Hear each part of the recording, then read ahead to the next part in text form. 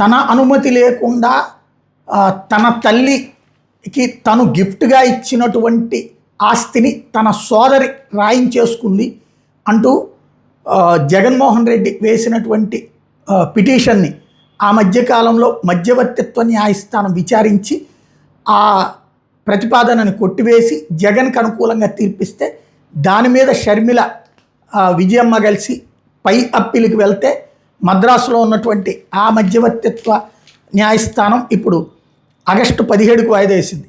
Jaganmohan Reddy, Bharathi Reddy classic రియాలిటీకి చెందిన వాటాలను విజయమ్మ, చాగర్ జనార్దన్ రెడ్డిపేట బదలాయింపు మీద యథాతథ స్థితిని కొనసాగించాలని చెన్నైలోని జాతీయ కంపెనీ లా అప్పీలేట్ ట్రిబ్యునల్ గత ఏడాది అక్టోబర్ 14న జారీ చేసిన మధ్యంతర ఉత్తర్వులను ఆగస్టు 18 వరకు బుధవారం పొడిగించింది.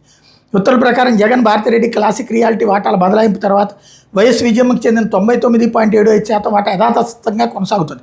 విజయమ్మ, జనార్దన్ రెడ్డి పేర్లతో వాటాలను బదలాయిస్తూ సరస్వతి పవర్ బోర్డు తీర్మానాన్ని దీని ప్రకారం రిజిస్టర్లో సభ్యుల పేర్లను మార్చడానికి సవాల్ చేస్తూ Jagan, Bharathi Reddy classic reality Hyderabad ఎన్సీఎల్టీలో petition దాఖలు చేస్తే వాటాల బదలాయింపు రద్దు చేస్తూ అది జగన్, భారతి క్లాసిక్ రియాలిటీ షేర్లను పునరుద్ధరించాలని గత ఏడాది జూలై 29నే తీర్పు వచ్చింది.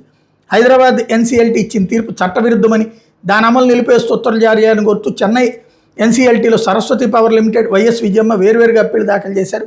ఈ పిటిషన్లు మరోసారి ఎన్సీఎల్టీ ముందుకు బుధవారం విచారణకు వచ్చిన నేపథ్యంలో ట్రిబ్యునల్ సభ్యులు బదిలీల నేపథ్యంలో వాయిదా పడింది.